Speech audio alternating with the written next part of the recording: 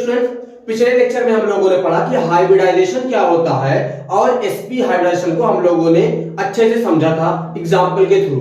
आज हम लोग समझते हैं इस लेक्चर में कि sp2 हाइब्रिडाइजेशन क्या होता है, उसके बारे में कुछ जनरल बातें समझते हैं और उसके बाद इसी वीडियो में हम लोग sp3 हाइब्रिडाइजेशन को भी समझेंगे। तो सबसे पहले स्टार्ट करते हैं sp2 हाइब्रिडाइजेशन क्या होता है, ठीक है ना। देखें sp2 हाइब्रिडाइजेशन, देखें आपको कैसे समझना है वो बात देखें। sp2 एक s यहां पे है और p का स्क्वायर मतलब p इंटू पी, यानी अगर इसको देखें तो ये 2p है ना, इसमें हम लोग लिख सकते हैं when 1s atomic orbital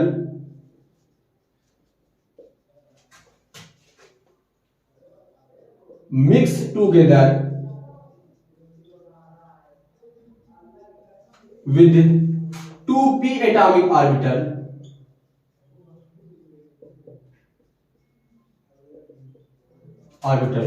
to form कितने नए sp2 हाइब्रिड ऑर्बिटल बनेंगे, जितने एटॉमिक ऑर्बिटल आपस में मिक्स होते हैं उतने ही नए sp2 यानी हाइब्रिड ऑर्बिटल मिलेंगे। यहां पे sp2 की बात है तो उतने ही sp2 हाइब्रिड ऑर्बिटल मिलेंगे। देखें यहां पे एक s 2p यानी 3 एटॉमिक ऑर्बिटल को हम लोगों ने मिक्स कराए हैं तो 3 नए हाइब्रिड ऑर्बिटल मिलेंगे और वो जो ऑर्बिटल होगा वो sp2 हाइब्रिड ऑर्बिटल होगा। तो to form 3 new sp2 hybrid orbital क्या होगा, जो ये ऑर्बिटल बनेंगे 3 न्यू sp2 हाइब्रिड ऑर्बिटल, सभी जो तीनों हाइब्रिड ऑर्बिटल हैं जो उसकी एनर्जी होगी, ज्योमेट्री होगी, सब के सब सेम होगी, ठीक है ना। ये खास बात है हाइब्रिडेशन की कि एटॉमिक ऑर्बिटल को हम लोग आपस में मिक्स कराते हैं तो उतने ही जितने एटॉमिक ऑर्बिटल को मिक्स कराएंगे उतने नए हाइब्रिड ऑर्बिटल मिलते हैं और उस हाइब्रिड ऑर्बिटल की जो एनर्जी होती है, ज्योमेट्री होती है, वो सेम होती है, ठीक है। तो यहां पर लिख दें क्या हुआ, when 1s atomic orbital mixed together with 2sp atomic orbital to form 3 new sp2 hybrid orbital, this hybrid orbital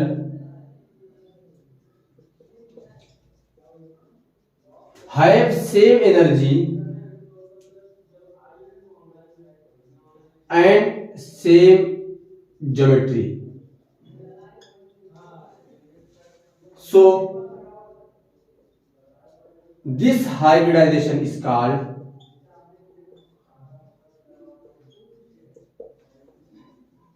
sp2 hybridization।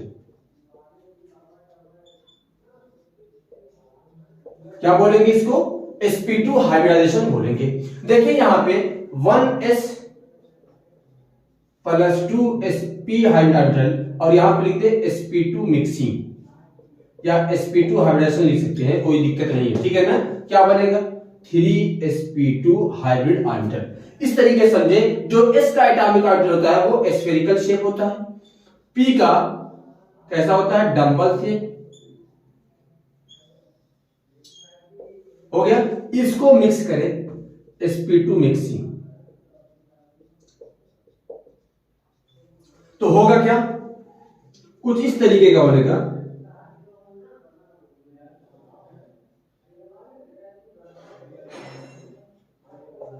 कुछ इस तरीका ऑर्बिटल बनेगा। कितने ऑर्बिटल बनेंगे, ये 3 बनेंगे, ठीक है ना। 3 नए हाइब्रिड ऑर्बिटल बने हैं तो इस तरीके से ये हो गया sp2 hybrid orbital, sp2 hybrid orbital, ये हो गया p। अब यहां पे मैंने px और py लिया, आप pz भी ले सकते हैं, कोई दिक्कत नहीं है, ठीक है ना। ये भी p एटॉमिक ऑर्बिटल और ये s एटॉमिक ऑर्बिटल। एग्जांपल देखें क्या क्या होगा इसका, एग्जांपल देखें BF3 AlCl3 C2H4, आप इस तरीके से निकाल सकते हैं। ये सब एग्जांपल किसके हैं, इसके sp2 हाइब्रिड। कुछ इंपॉर्टेंट बातें देखते हैं इसके बारे में। पहली बात कि इनके जो ज्योमेट्री होगी वो कैसी होगी, यानी जिस कंपाउंड में, जिस मॉलिक्यूल में sp2 हाइब्रिडाइजेशन पाया जाएगा उसकी ज्योमेट्री कैसी होगी। उसकी ज्योमेट्री होगी geometry triangular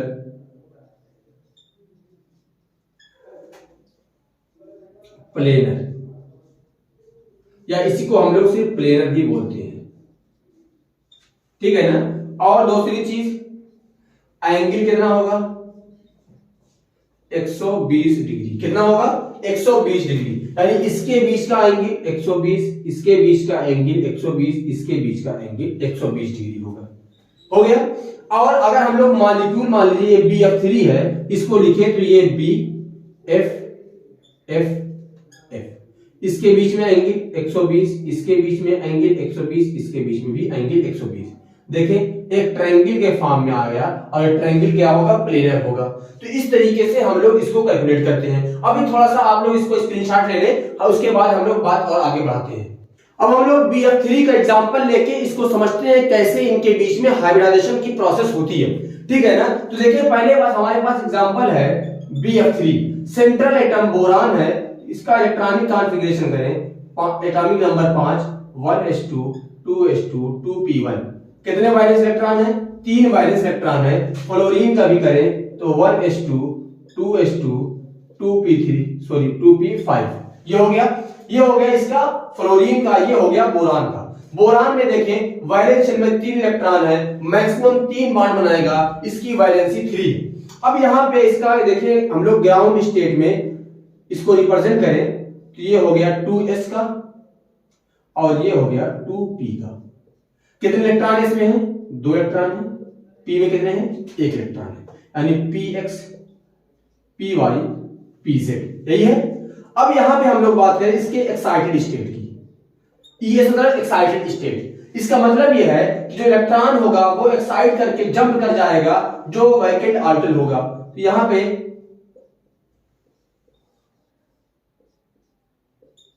px py pz, इसमें गया, एक इसमें गया। अब हमारे पास 3 इलेक्ट्रॉन है जो कैसे हैं, अनपेयर्ड कंडीशन में। अब आता है हाइब्रिड स्टेट। अब इसी का हाइब्रिडाइजेशन होगा, यानी जो ये ऑर्बिटल है हमारे पास जिनमें इलेक्ट्रॉन अनपेयर्ड हैं उसका हाइब्रिडाइजेशन होगा। यहां s में 1, यहां पे 1। ये वाला जो इलेक्ट्रॉन आएगा वो f का आएगा। किसका होगा, f का, यानी ये वाला किसका है, f का है। और ये हो गया हाइब्रिडेशन में पार्टिसिपेट किया कुछ इस तरीके से। और जितने भी ऑर्बिटल बनेंगे ये सब sp2 है। कैसे हैं, sp2 हो गया। अब इसकी ज्योमेट्री देखते हैं। देखें ये बोरान है, यहां पर बोरान में कैसा है,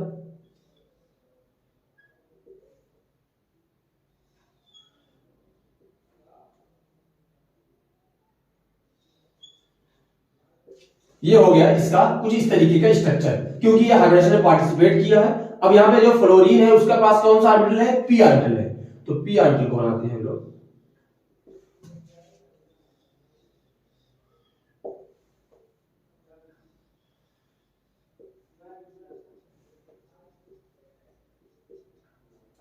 ये हो गया फ्लोरीन का, ये भी हो गया फ्लोरीन का, ये हो गया फ्लोरीन का।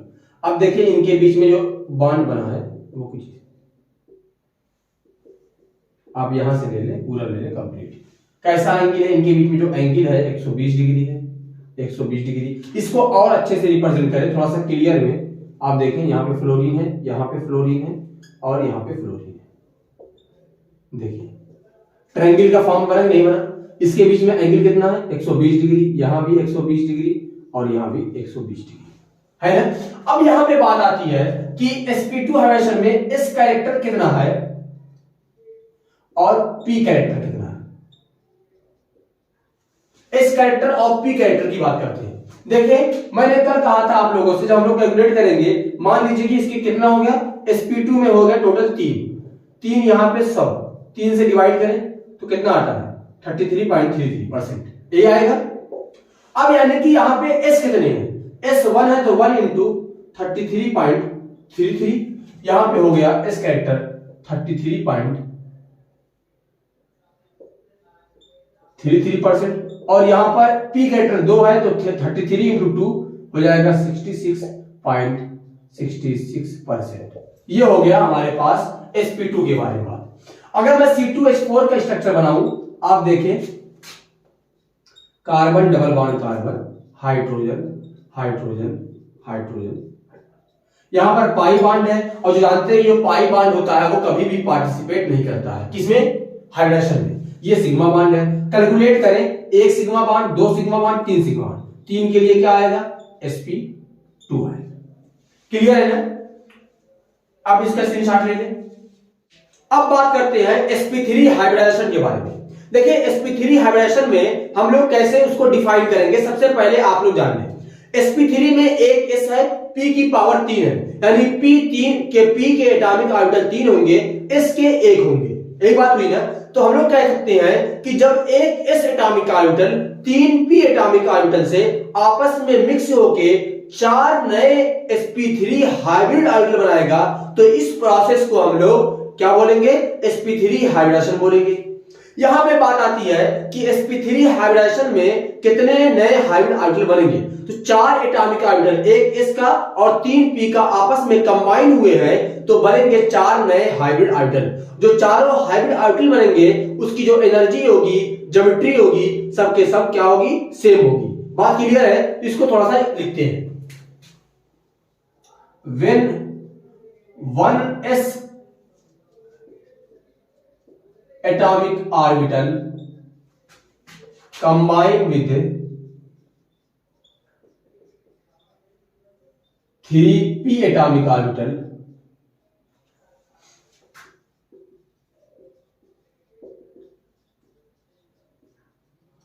then form 4 new sp3 hybrid orbital। अब बार बार लिखने की जरूरत नहीं है कि जो चारों नए sp3 हाइब्रिड ऑर्बिटल बनेंगे उसकी ज्योमेट्री, एनर्जी सब सेम होगी, ठीक है ना? दिस प्रोसेस या दिस हाइब्रिडाइजेशन कर देते हैं, this hybridisation is called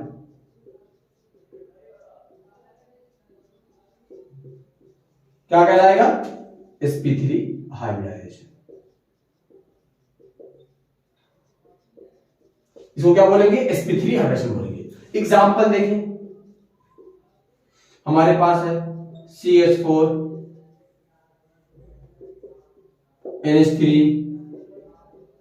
H2O ETC। ये सब एग्जांपल किसके हैं? sp3 हाइब्रिडाइजेशन के।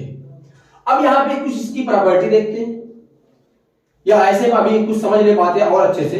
ये हो गया एक S plus PX PY PZ, यानी 3 P के एटॉमिक ऑर्बिटल है, sp3 मिक्सिंग। अब उसके बाद यहां बन जाएगा sp3 4 sp3 हाइब्रिडेशन। ये देखिए, एक s का हो गया, p के 3 कर ले, ये हो गया px py pz। बनेगा कैसे?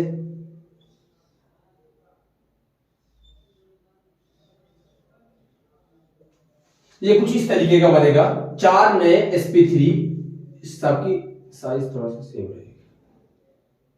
ये बन गए 4 sp3 हाइब्रिड ऑर्बिटल। ये sp3 है और ये s है, ठीक है ना? ये एटॉमिक ऑर्बिटल आपस में कंबाइन करेंगे। कुछ इंपॉर्टेंट बातें देखते हैं जो हमको जाननी जरूरी है। ज्योमेट्री कैसी होगी? ज्योमेट्री जो होगी इसकी वो होगी टेट्राहेड्रल। कैसी होगी? टेट्राहेड्रल। एंगल कितना होगा? 109 डिग्री 28 मिनट, या इसको यूं कह दें हम लोग कि 109 डिग्री 109.5 डिग्री, ऐसे कर दें। इतना एंगल होगा इसका CH4, या हम लोग कह दें कि sp3 हाइब्रिडेशन का जो बॉन्ड एंगल आएगा 109 डिग्री 28 मिनट। अच्छा, यहाँ पे टेट्राहेड्रल आया है ना, यहाँ पे अभी हम लोग आगे जब वेस्पर थ्योरी पढ़ेंगे थोड़ा सा ये sp3 हाइब्रिडेशन होने के बाद भी इसका शेप चेंज होगा, लेकिन ज्योमेट्री वही रहेगी, ठीक है ना? तो ये हम लोग इसका देख लीजिए टेट्राहेड्रल के फॉर्म में है। ये बात क्लियर हो गई। अब यहाँ पे आता है s कैरेक्टर और p कैरेक्टर। यहाँ पे देखते हैं s कैरेक्टर और एक आता है पी कैरेक्टर।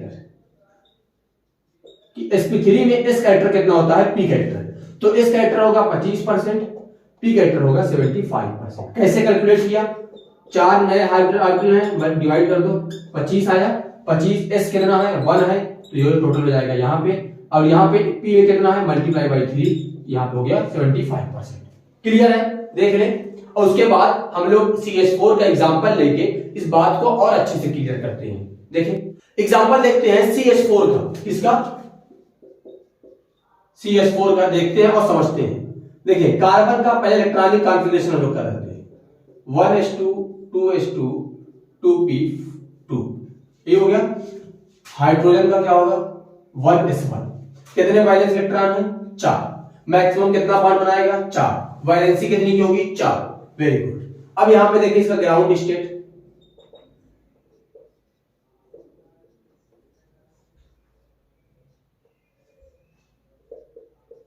p में 2 इलेक्ट्रॉन, ये हो गया s, px, py, pz हो गया।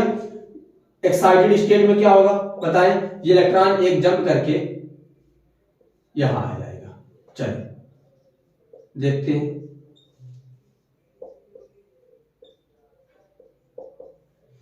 px, py, pz और ये s हो गया। अब आता है हाइब्रिड स्टेट, हमारे पास 4 बन गए अनपेयर्ड इलेक्ट्रॉन, एक एक ऑर्बिटल में एक एक इलेक्ट्रॉन है। अब इसको पेयरिंग करने के लिए 4 हाइड्रोजन के इलेक्ट्रॉन आएंगे और आपस में आके पेयरिंग करेंगे। चलिए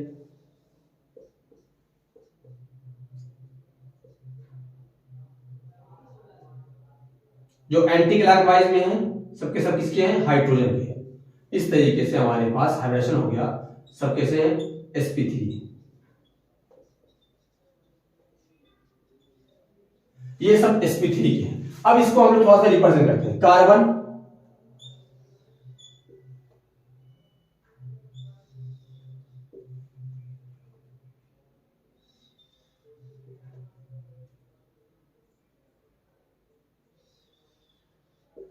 हो गया। यहां पे हाइड्रोजन कैसा होता है स्फेरिकल होता है,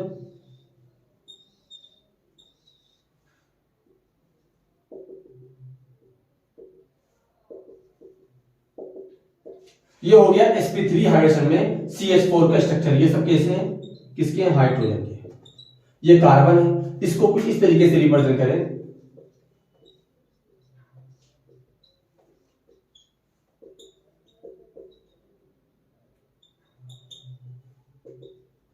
कितना एंगल होगा 109 डिग्री 28 मिनट, ये सबका एंगल सेम होगा, सबका कितना होगा 109 डिग्री। इसको थोड़ा और अच्छे से रिप्रेजेंट करें, देखिए कार्बन हाइड्रोजन, यहां पर एक हाइड्रोजन और यहां पर